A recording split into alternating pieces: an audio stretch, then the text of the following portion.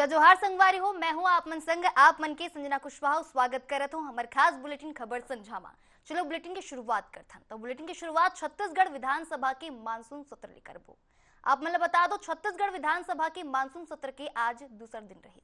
सदन में आखिर कौन कौन मुद्दा गरमाई से का उद्योग में बढ़त हादसा मन ऊपर सरकार घिरी से आज का वेदांता प्लांट हादसा फिर सदन में गुंजिस किसान मन बर खाद और बीज की कमी के सवाल में सरकार कौन जवाब दी से एकर संगे संग और आखिर काबर विपक्ष हंगामा करत करत सदन ले वॉकआउट कर दिस आवो सबो जानन ग्राफिक के माध्यम ले बता दो। आज के प्रश्नकाल में एक के बाद एक कई बड़े मुद्दा सदन में गुंजी से नेता प्रतिपक्ष डॉक्टर चरणदास महंता प्रदेश में हुई औद्योगिक दुर्घटना और सेफ्टी ऑडिट के मुद्दा उठाई है।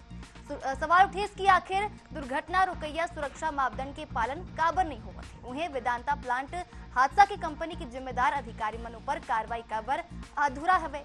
उन्हें एक जवाब में उद्योग मंत्री लखनलाल देवागन कहीन है कि खतरनाक श्रेणी के उद्योग मन के सेफ्टी ऑडिट कराए जाते और जांच अभी घलो जारी हवे।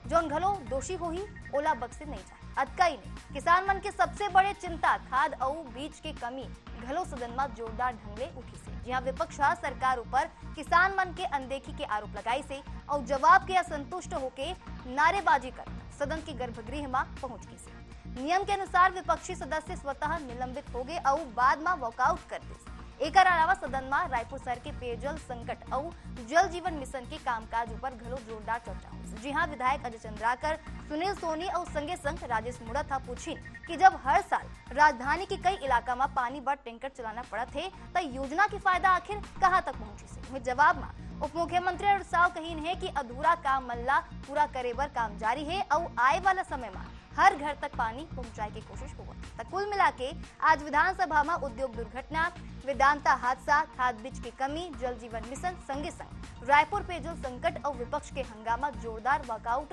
जैसे कई बड़े मुद्दा गुंजी से।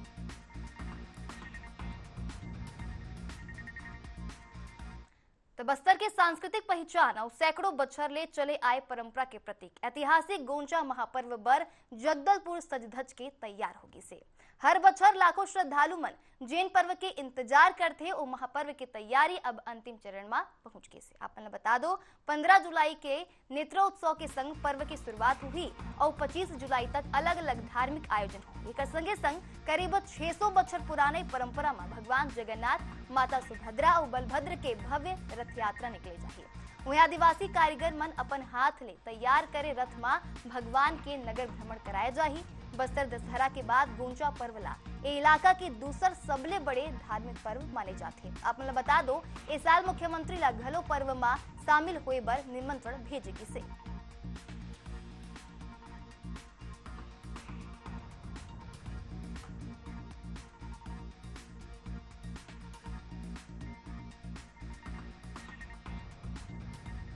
दिनांक 29 जून देव स्नान पूर्णिमा से 25 जुलाई 2026 देवशयनी एकादशी तक बस्तर गोंचा महापर्व का आयोजन कर रही है।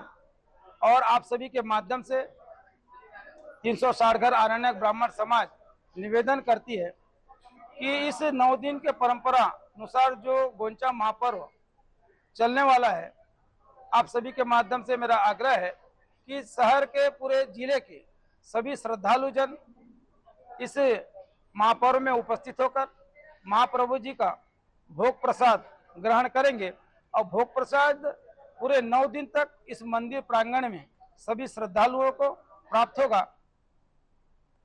तो बरसात के मौसम में किसान मन के सबले बड़े चिंता होते अगर फसल खराब हो गए तो नुकसान की भरपाई कैसे होगी। यही चिंता ला कम करे बर सरकार है प्रधानमंत्री फसल बीमा योजना के तहत किसान मन बर जरूरी सूचना जारी करे हवे। बता लो खरीफ सीजन के 11 अधिसूचित फसल की बीमा कराए की आखिरी तारीख 31 जुलाई तय करेगी से।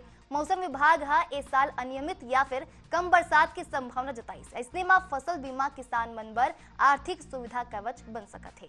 आप मन बता दो धान, मक्का, सोयाबीन, अरहर, मूंग, उड़द, मूंगफली और संगे संग कोदो, कुटकी और रागी जैसे फसल की बीमा कराए जा सकत है। नुकसान होए की स्थिति में 72 घंटा के भीतर जानकारी देना जरूरी होगी। वहीं किसान मन समय रहते बीमा जरूर कराओ ताकि विपरीत मौसम के असर ले आर्थिक नुकसान आप मन ला कम हो सके।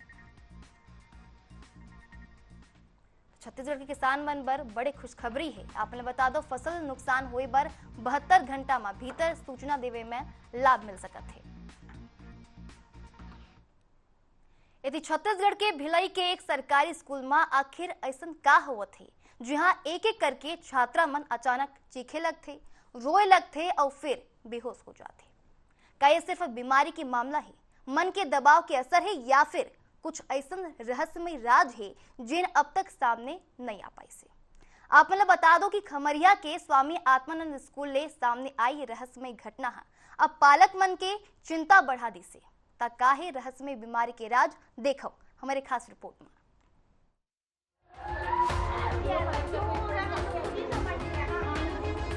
भिलाई के खमरिया के Swami Atmanand English medium school में पिछू 3 दिन ले अजीब किस्म की घटना देखे पर मिलत हावे। जी हाँ, दोपहरिया पाली में पढ़ाई करे वाले 9वीं और 11वीं के कई छात्रा मन अचानक जोर जोर ले चीखे बर लगत ही, रोए बर लगत ही और हाथ पांव अकड़ जात ही। कुछ देर बाद उमन बेहोश घलोक हो जात ही। अब तक करीब 10 ले 11 छात्रा मन एक घटना ले प्रभावित हो चुके हावे। राहत के बात यह है कि इलाज के बाद सबो छात्रा की हालत सामान्य बताया जात है। हाथ पैर अकड़ने लगा, कुछ भी बोलने में असमर्थ थी। तो हमने 108 को कॉल किया तो उन्होंने कहा कि टाइम लगेगा अभी कुछ देर। तो हमने तुरंत उनको ऑटो में ले जाके शंकराचार्य मेडिकल कॉलेज में एडमिट कराया और एक आध 1.5 घंटे बाद तीनों लड़कियां नॉर्मल हो गई। तो वहाँ मेडिकल रिपोर्ट में किसी प्रकार का कोई भी ऐसा सिम्टम नहीं मिला, उनको सब रिपोर्ट नॉर्मल थी। तो 9 तारीख को तो 5 बच्चों का था और 11 तारीख को 2 बच्चों का था। तो 2 बच्चे भी नॉर्मल, एक को फिर शंकराचार्य मेडिकल कॉलेज में ले जाया गया और एक यहीं नॉर्मल हो गई। और फिर आज फिर ये घटना सेम घटित हुई। सबले हैरानी की बात यह है कि ये घटना सिर्फ दोपहरिया पाली के छात्रा मन संग हुआ था, जबकि बिहनिया के पाली में पढ़ाई करे वाला विद्यार्थी मन संग ऐसा कोनो मामला आगू नहीं आए है। स्कूल प्रबंधन जिला शिक्षा विभाग ला जानकारी दे दे ही, वहीं जो है अधिकारी मन पूरा मामला की जांच करत हावे। डॉक्टर मन के शुरुआती जांच में गंभीर शारीरिक बीमारी के पुष्टि नहीं हुई है। अब जांच रिपोर्ट के इंतजार करे जाते। जिस तरीके से खमरिया स्कूल जुनवानी में आत्मानंद में हुई है घटना, आसपास का जो वातावरण है और बच्चों के अंदर एक थोड़ा डर का माहौल तो पैदा हुआ है। साथ ही साथ जो पेरेंट्स हैं वो चिंतित हैं कि अपने बच्चों को लेकर। तो शिक्षा विभाग और प्रशासन को बहुत त्वरित कार्रवाई करनी चाहिए और यहाँ पे कोई न कोई एक शिक्षा विभाग से मॉनिटरिंग का एक व्यक्ति निरंतर भेजा जाना चाहिए जो कि यहाँ पे नजर रख सके। आखिर एक घटना के पीछू असल वजह का है, ये सवाल अब घलोक बरकरार हावे। बीमारी, मानसिक दबाव या कुछ और, ये बात के खुलासा जांच रिपोर्ट आए के बाद ही आगू आई। फिलहाल स्कूल प्रबंधन और प्रशासन छात्रा मन के सुरक्षा और इलाज ऊपर पूरा नजर बनाए रखे हावे। Bureau report, Asian news. Anganwadi जी हाँ, नानकल लइका मन के पोषण, पढ़ाई और सुरक्षित भविष्य के नींव रखे जाते। फिर अगर वही सरकारी परिसर की कथित रूप ले शराबखोरी के अड्डा बनाया जाए तो सवाल उठना लाजमी है। आप मतलब बता दो, छत्तीसगढ़ के खैरागढ़ जिला के कंदई नगर पंचायत ले एक वायरल वीडियो चर्चा के विषय बन गई से। वीडियो में कछु युवक आंगनबाड़ी परिसर के भीतर बैठ के बियर पियत दिखा था। हालांकि ये वायरल वीडियो के आधिकारिक पुष्टि अब तक नहीं हुई। घटना के बाद स्थानीय लोगन में भारी नाराजगी है और महिला एवं बाल विकास विभाग एक संगे संग नगर पंचायत और पुलिस ले निष्पक्ष जांच और दोषी मनों पर कड़ी कार्रवाई की मांग उठत है। खैरागढ़ ले आप मन खबर बतात हो, जहां आंगनबाड़ी में बियर पार्टी हुई से।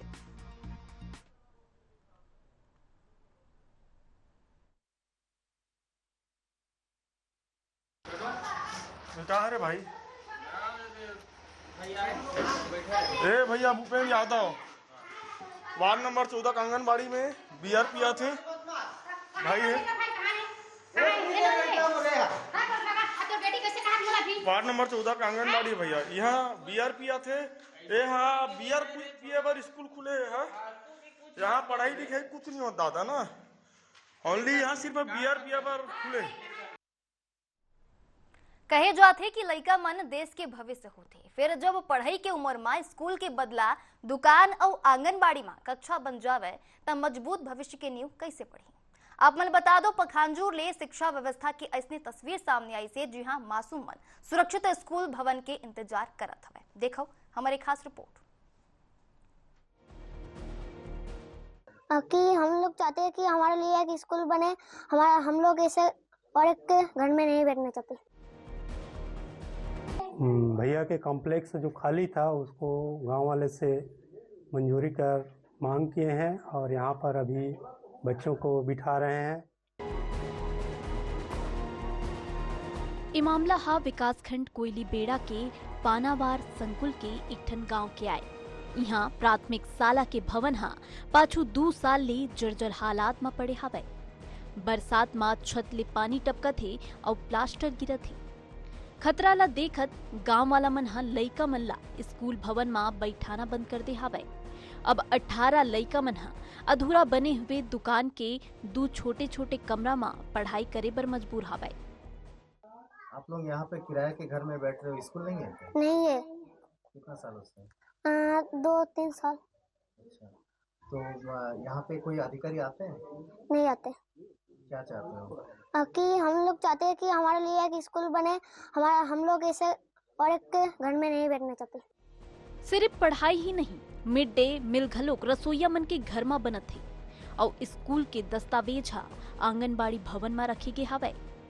ए अस्थायी व्यवस्था पाछू 2 साल ले चलत है, फिर अब तक भवन के मरम्मत शुरू नहीं हो पाए है। ए हालात में सबले ज्यादा नुकसान छोटे छोटे लइका मन के होवत है, जिन मन ला सुरक्षित माहौल में पढ़ाई करे के हक मिलना चाहिए। ये स्कूल भवन अत्यधिक जर्जर होने के कारण बरसात में वहाँ से छत जो है टूट कर गिर रहे थे। इस कारण से हमको यहाँ पर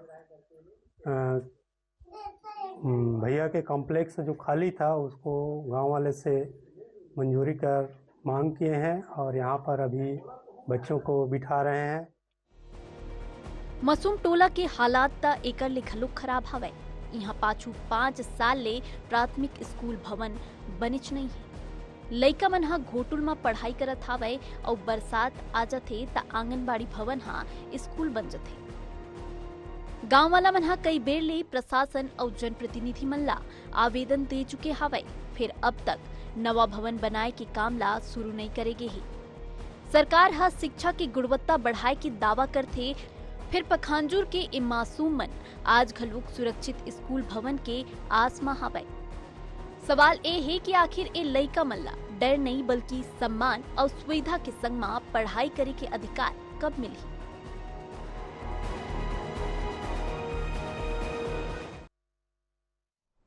पर क्यों किसान के हक के खाद अगर बिना कोनो जानकारी और बिना अंगूठा लगाए कोनो औ निकाल लेवे ता एला लापरवाही कहिबो या सुनियोजित फर्जीवाड़ा। आप मला बता दो बेमेतरा ले खबर है। जी हाँ, बेमेतरा जिला के थान खमरिया क्षेत्र में सहकारिता विभाग में इसने गंभीर मामला सामने आई से। जी हाँ, बेलतेरा सेवा सहकारी समिति में एक किसान के नाव ले बिना बायोमेट्रिक सत्यापन के 12 बोरी खाद निकाल ले जाएगी से। हैरानी की बात यहाँ ये हवाई कि पीड़ित किसान की जमीन बैंक में बंधक है, फिर सिस्टम में खाद उठाव दर्ज होगी से। यह मामला की खुलासा तब हुई जब किसान निजी दुकान में खाद खरीदे पहुंचे। अब पीड़ित किसान है समिति प्रबंधन के खिलाफ FIR दर्ज कराए बर थाना पहुंच गई से।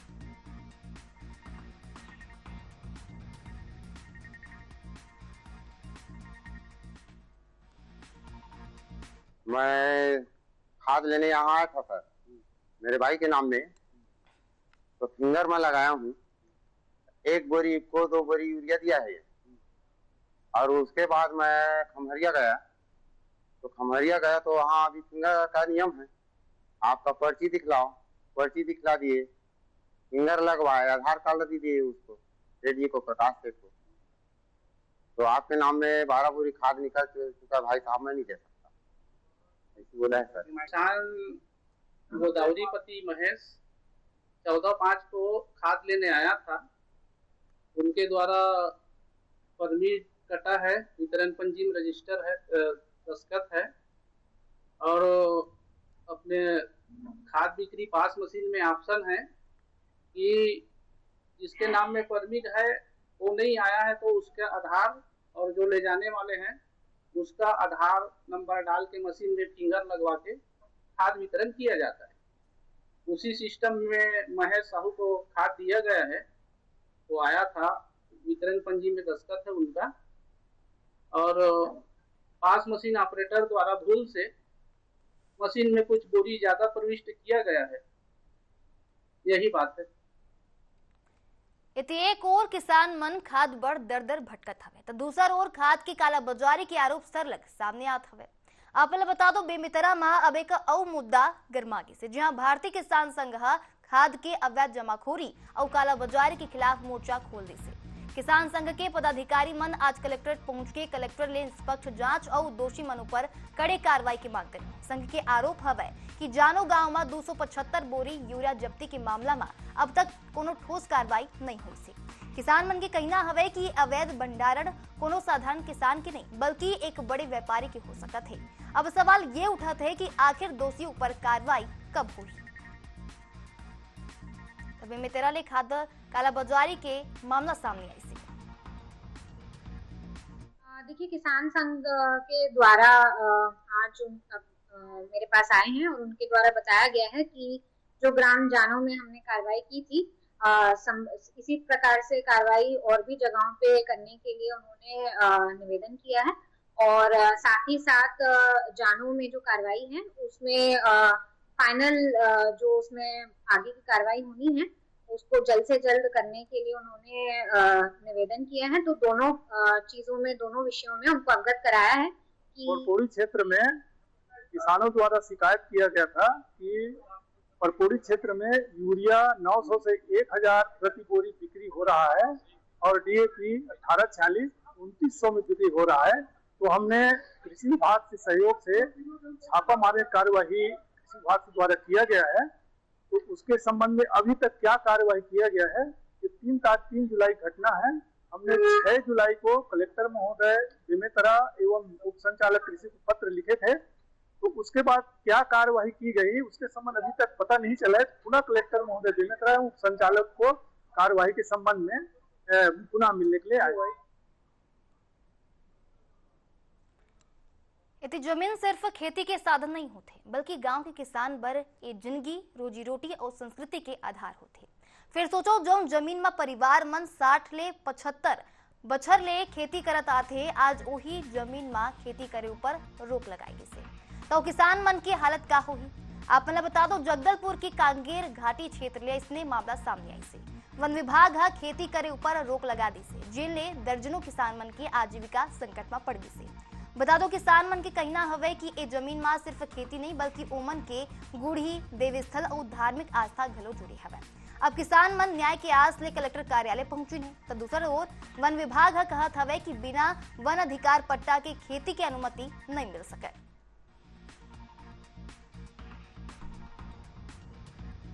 खेती करने के लिए मतलब मना कर, इसलिए हम लोग को इसमें भेजा गया है। वन मंडल अधिकारी ओर से भेजा इसमें कलेक्टर ऑफिस में, तो हम लोग को भी वहाँ खेती करने की रोक लगा रहे हैं। तो हम लोग इसमें कलेक्टर साहब से मिलने आए हैं अभी। तो कलेक्टर साहब ने बोला है कि मतलब मैं साहब से बात करूंगा बोल के बताया गया है। एक अपना ज्ञापन लेकर आए हैं कि कांगेर घाटी फॉरेस्ट विभाग द्वारा खेती करने नहीं दिया जा रहा है और स्वयं बता रहे हैं कि वो कांगेर घाटे की फॉरेस्ट की ज़मीन है।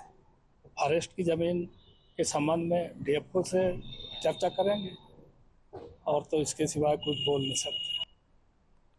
इति सूरजपुर ले इसने दिल दहला दे वाला मामला आगू आई से, जहां एक पति ऊपर अपन पत्नी ला मारपीट करके जहर खिलाई के आरोप लगी से। यहाँ सबले मार्मिक बात ये रही इसकी मौत के लड़त बेटी हा अपन आखिरी होश में अपन पिता ला पूरा आप बीती सुनाई और बताई से कि ओकर संग काका हुई से। अपना बता दो ये बयान के आधार में परिजन मन पुलिस में शिकायत करीन है। उन्हें जांच के बाद रामानुजनगर पुलिस हा आरोपी पति ला गिरफ्तार करके न्यायिक रिमांड में जेल भेज दी से।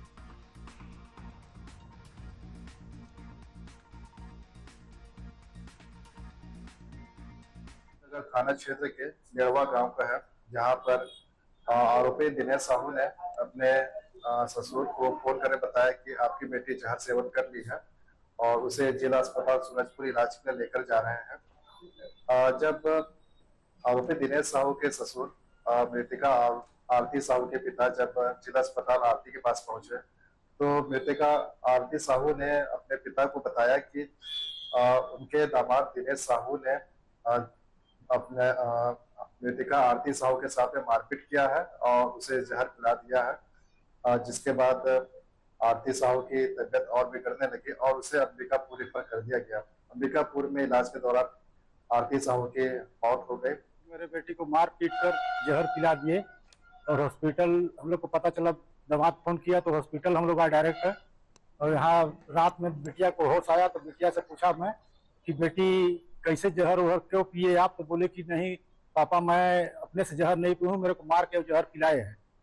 और इसके बाद होश में आई, वैसे बताई। और उसके बाद सुबह हम लोग ले गए अंबिकापुर और अंबिकापुर गए तो उसको होश नहीं आया, लास्ट में शाम टाइम मृत्यु घोषित कर दिया डॉक्टर। अब खबर संझा में कई खबर अब मोला देवा विदा। जय जोहार, जय छत्तीसगढ़।